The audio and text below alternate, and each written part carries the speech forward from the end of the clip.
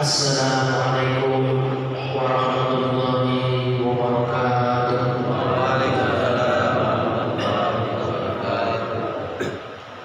Alhamdulillahirabbil alamin wassalatu wassalamu ala asyrofil anbiya'i wal mursalin wa ala alihi wa sahbihi ajma'in. Allahumma shalli ala sayyidina Muhammad wa ala ali sayyidina Muhammad. Yang saya hormati tokoh-tokoh masyarakat, alim ulama, cantik pandai, ketua pemuda, bapak-bapak, saudara-saudara khususnya yang hadir pada malam ini, yakni pembukaan wirid Yasin kita, dan tidak saya sebutkan satu persatu namanya. Insya Allah kita yang hadir ini berada dalam keridhaan Allah Subhanahu wa taala. Amin ya rabbal alamin. Alhamdulillah, selalu kita rasakan nikmat Allah Subhanahu wa taala. Baik nikmat yang kita lihat ataupun yang tidak kita lihat. Jadi Bapak Ibu, syukur itu harus kita rasakan dulu yang pertama di hati kita. Itu yang penting. Karena kalau kita tidak merasa, nanti perasaan kita jadi kecil semuanya, remeh enteng.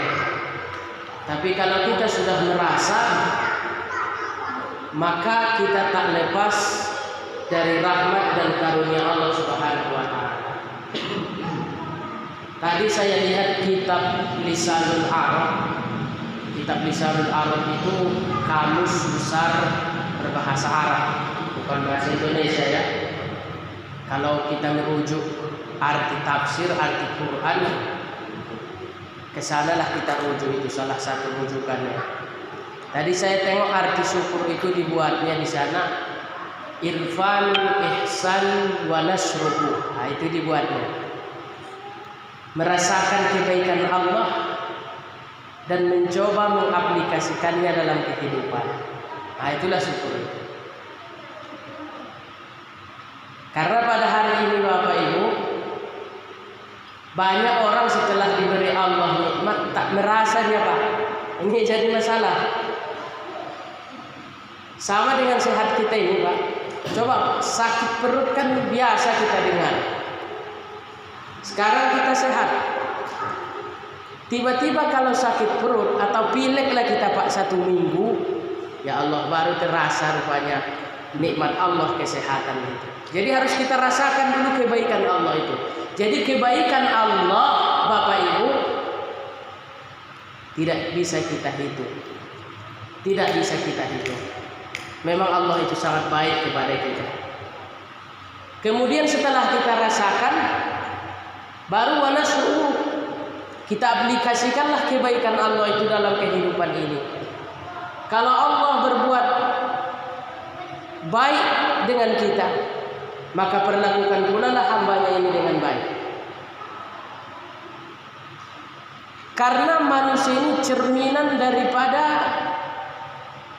Allah Subhanahu wa taala. Khaliq makhluk. Kan satu kata itu Pak. Khaliq artinya yang menciptakan, makhluk yang diciptakan. Alam ini dulu atau sesuatu itu yang baharu namanya, belum ada yang ada. Saat itu hanya Dia yang maha ada. Maka diadakannya lah yang ada. Gunanya apa? Supaya yang ada itu merasakan ada Tuhan yang ada. Paham Pak kira-kira ini? Bahasa hadis kutsinya begini Pak. Khalaqtul khalqa liya'rifuni. Kuntu kahzan manfiyan fa khalaqtul khalqa liya'rifuni. Aku perbendaharaan yang tersembunyi. Jadi Allah itu tersembunyi. Saking maha luasnya dia tak nampak, tak bisa diukur. Lalu kuciptakanlah makhluk supaya makhluk itu mengenalku. Walaupun pada hari ini makhluk banyak yang enggak kenal Tuhan lagi. Banyak makhluk nggak kenal Tuhan lagi Pak ya. Seperti di Rusia misalkan, ateis kan nggak mau dia percaya sama Tuhan. Yang penting kalau nggak masuk logika dia itu nggak bisa. Banyak yang nggak percaya akhirat. Alhamdulillah hari ini kita masih percaya. Maka ini adalah tandanya kita merasa bahwasanya kita makhluk, sedangkan ada di atas kita yang maha zat berkuasa. Itulah namanya Khaliq. Jadi antara Khaliq dan makhluk tak bisa dipisah. Mati pun kita dari dunia ini, si makhluk tadi tetap diminta pertanggungjawaban ruhnya itu kepada Allah Subhanahu wa taala. Jadi Pak, kita rasakanlah syukur itu pertama kebaikan Allah Subhanahu wa taala. Rasakan terus dia Pak. Apapun yang kita lihat, yang kita pandang, coba kembalikan kepada Allah Subhanahu wa taala supaya kita merasa kita punya Tuhan. Kalau sudah terbiasa begini Pak, insya Allah sampai mati juga begini dia. Jadi Bapak jangan kira jangan kita kira tidak besar pahalanya tafakkur itu. Makanya Imam Ghazali dalam kitab Ihya Ulumuddin satu bahasan panjang dia buat tentang tafakkur itu. Tafakkur itu artinya berpikir, merenung. Setelah merenung jumpalah satu kesimpulan. Maka setelah jumpa satu kesimpulan, tahulah kita bahwasanya kita ini maha lewat. Itu tafakkur. Jadi tafakkur itu menghantarkan kepada zikir. Contoh Pak, mohon maaf, kita buang air kecil, kita buang air besar. Kan tidak boleh berzikir-zikir Pak saat buang air besar ya, tidak boleh, itu haram. Bahkan membawa nama Allah, nama Muhammad, nama malaikat ke WC itu tidak boleh. Jadi anak-anak muda, saya kurang suka topi yang ada la ilaha illallah di kepalanya. Tak perlu lah gitu-gitu. La ilaha illallah cukup di hati, tidak usah aksesoris kita. Kalaupun itu ada, hati-hati Pak, jangan campur di mesin cuci yang bernajis.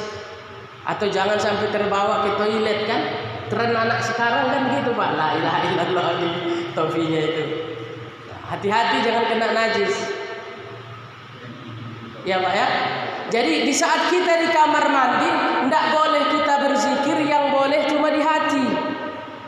Maka di saat mohon maaf keluar kotoran itu Pak, kita merasa nikmat Allah. Ya Allah, masih keluar kotoran dari perut saya. Banyak orang dioperasi gara-gara tidak keluar kotorannya 3 hari, 1 minggu. Maka itu sudah mengampuni dosa kita Pak. Dengan saat buang air kecil, buang air besar, kita teringat dengan nikmat Allah kepada derajat kita. Mudah Pak beramal ini ya kan. Cuma masalahnya mana kita merenung itu kan. Kita santai-santai aja Pak ya. Kalau ada yang mau ditanyakan nanti boleh. Baik, itu tentang syukur. Kemudian kita baca sholawat kepada Nabi kita dengan ucapan Allahumma sholli wa sallim ala sayyidina Muhammad wa ala ali sayyidina Muhammad. Saya tidak memperpanjang bahasa sholawat ini. Yang jelas sholawat yang diucapkan itu tetap bernilai pahala dan itu merupakan sinyal kita dengan Rasulullah SAW. Nah, itu sholawat Pak ya. Makin banyak kita ucapkan, makin tenang hati, makin diampuni dosa, makin ditinggikan derajat, makin hilang duka cita kita. Itu sehebatnya sholawat itu Pak. Dan di antara amalan hari Jumat yang paling bagus adalah sholawat. Tidak ada yang lain. Sholawatlah yang paling bagus. Makanya aksiru alayya sholatan yaumal Jum'ah fa innahu tu'radu alayya. Banyakkanlah sholawat kepadaku di hari Jumat karena itu langsung disampaikan kepadaku. Jadi kalau disampaikan ke Nabi, ya berarti sih jangan kan kayak kita nelpon seseorang, kayak kita miskol seseorang, nyampe tidak kepada dia Pak? Bunyi tidak HP-nya? Bunyi. Kalau kita miskol Nabi dari Gonda ini, Allahumma sholli ala Muhammad. Oh itu hambaku dari Gonda ini. Nah ini nanti memudahkan kita mendapat syafaat itu Pak ya. Memudahkan kita mendapat syafaat. Pak Ustadz, apa mungkin dapat syafaat? Tapi saya belum baik Pak Ustadz. Bisa jadi dapat syafaat. Orang kafir aja dapat syafaat. Masa iya Pak Ustaz ada orang kafir dapat syafaat? Ada Pak. Kapan orang kafir dapat syafaat? Di padang mahsyar nanti. Semua manusia mengadu kepada nabi terdahulu, Nabi Adam, Nabi Nuh, Nabi Musa dan seterusnya. Semuanya menolak apa yang diadukan mereka. Yang diadukan mereka supaya dipercepat hari perhisaban karena tidak tahan lagi di padang mahsyar. Menurut satu riwayat sampai 50 tahun di sana. Ada satu riwayat 500 tahun. Yang jelas kalau di akhirat lama itu Pak, walaupun satu hari ya. Nggak usah kita bahas itunya. Jadi tidak tahan sampai ada yang keringatnya ke kakinya, ada yang ke lututnya, ada yang ke pinggangnya. Mengadulah mereka kepada Nabi Muhammad. Apa yang diadukan mereka setelah nabi-nabi lain menolak? Sujudlah Nabi kita, ya Allah, cepatkanlah hari perhisaban. Allahumma sallim ummati, selamatkanlah umatku. Setelah itu diangkat Nabi Muhammad kepalanya, diterima Allah permohonannya, maka langsunglah manusia ini menuju alam selanjutnya, mizan, sirat dan seterusnya. Tidak lagi di padang mahsyar itu. Berarti orang kafir pun dapat rahmat kan begitu.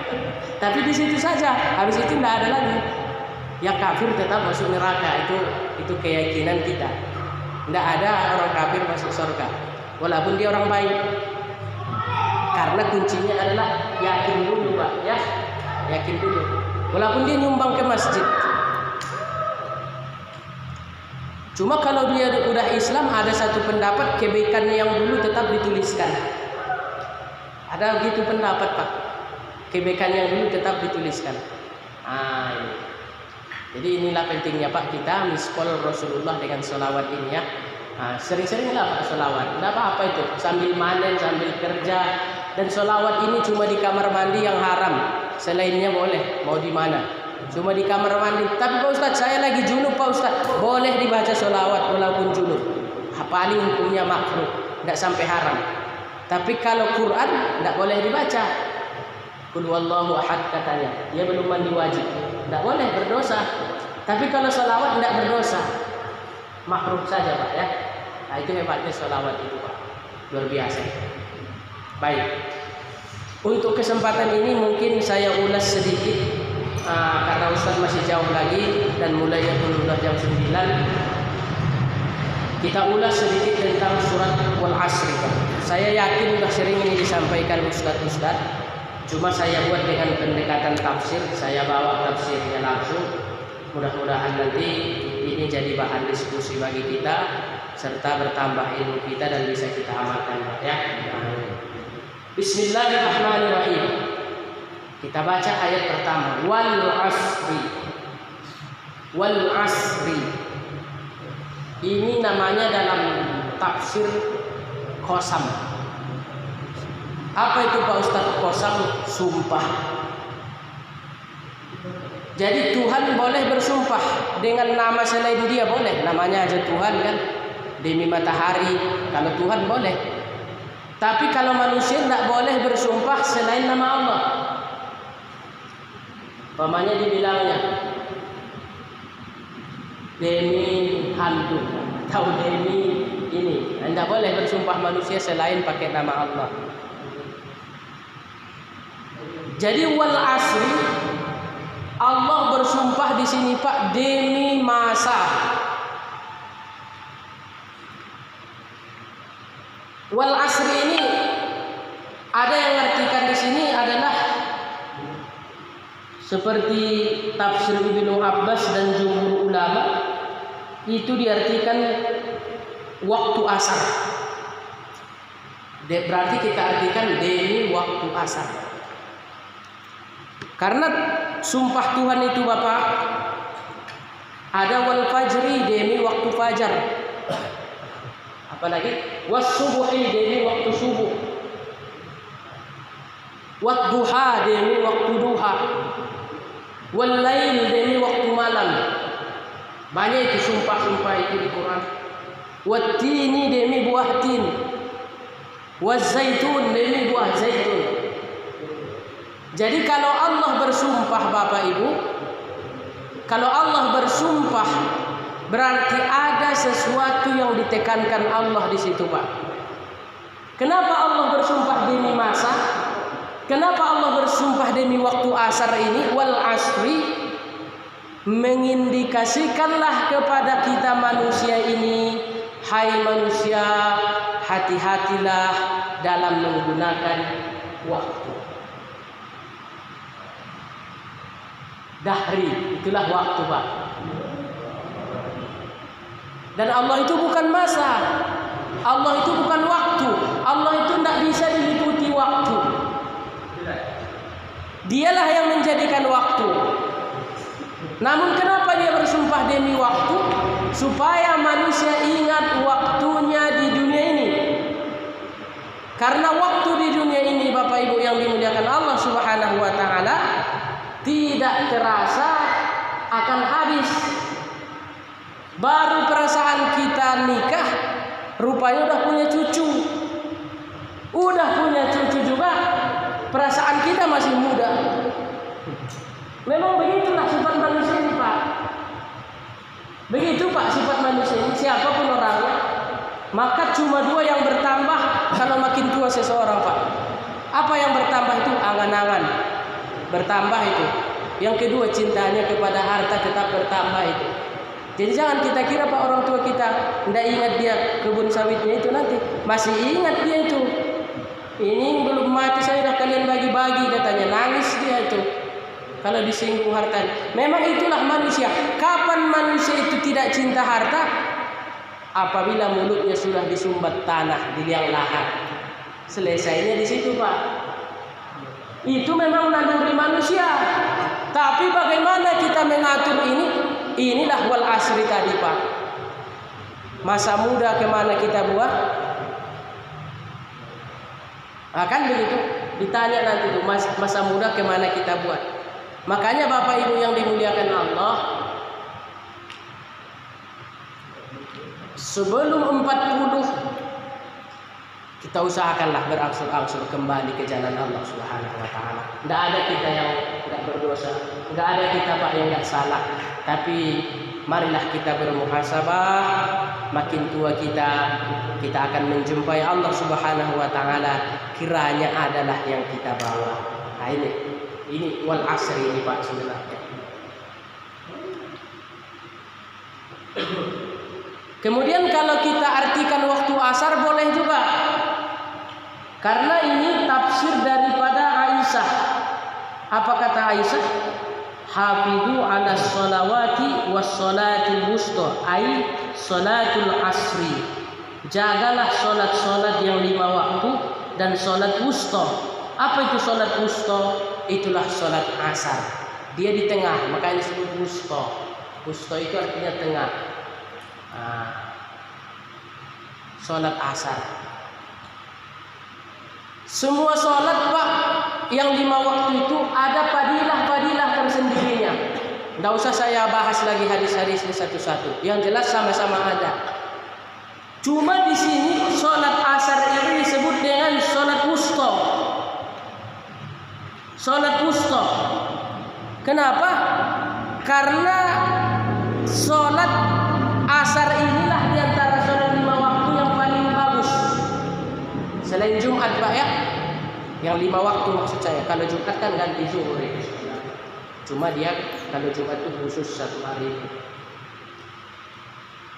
Coba, Pak, masih ingat mana sholat-sholat yang paling bagus, yang paling afdol lah sholat-sholat itu? Pertama asar, Pak. Asar. Yang kedua subuh. Yang ketiga, Pak, Isya. Yang keempat zuhur. Yang kelima maghrib. Saya ulang, tingkatan sholat itu, Pak. Yang paling tinggi levelnya yang pertama asar, yang kedua subuh, yang ketiga isya, yang keempat zuhur, yang kelima maghrib. Kira-kira mana yang lebih ramai, Pak? Masjid, Pak, di antara yang 5 ini? Hah?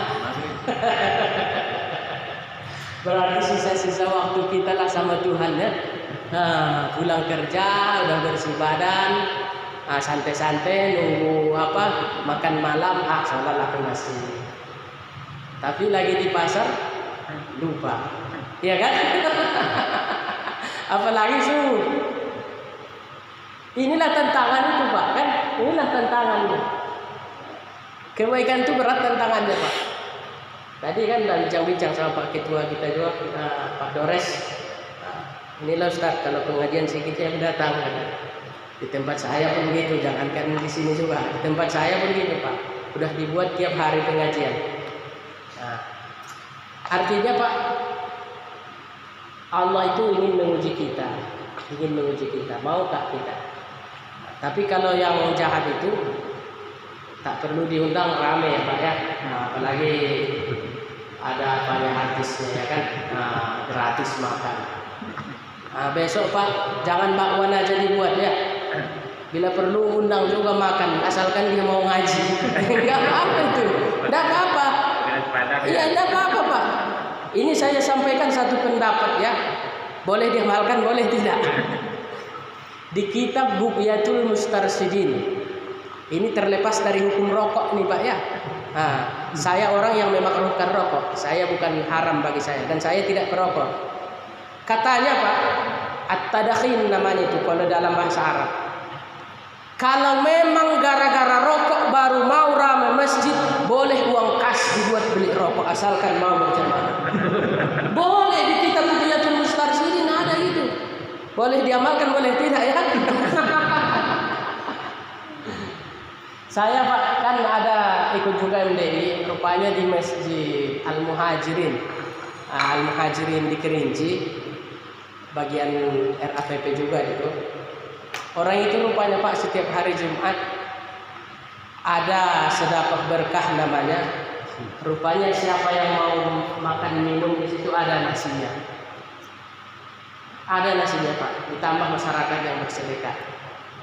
Jadi besok Pak Dores jangan bakwan aja ya. Nasi bungkus Pak. Ini kan sekali seminggu ya Pak ya, atau sekali sebulan pas datang ustadznya. Nasi bungkus, nggak apa-apa, memakmurkan masjid itu. Mohon maaf Pak, saya tidak menyinggung siapa-siapa. Kadang-kadang duit masjid ratusan juta Pak, tapi kadang-kadang nggak mau panitia mengeluarkan duit ini. Padahal memakmurkan masjid itu bukan ini aja, segala macam memakmurkan masjid itu. Makanya satu masjid di Jogja, tengok nanti di Google Pak, masjid yang kasnya kosong tiap hari ada di Jogja itu. Kosong tiap hari kasnya, tapi ratusan juta kosong. Kenapa? Setiap orang yang di situ difasilitasi semua. Makannya, orang yang musafir dikasih alat apanya semua tempatnya, orang yang puasa dikasih bukanya, Senin Kamis. Subhanallah ya. Ini Pak ya. Ini kesalahan kita kadang-kadang Pak. Mohon maaf, kadang-kadang membayar ustaz aja kita ceramah berat Pak ya, jemaah-jemaah itu. Membayar ustaz datang mengaji supaya ada wirid tiap bulan. Payah kita kan. Gimana mau hidup agama kita ini? Padahal bayar ustaz berapa lah, dikasih minyaknya udah selesai. Jangan pula enggak dikasih, nanti bahaya.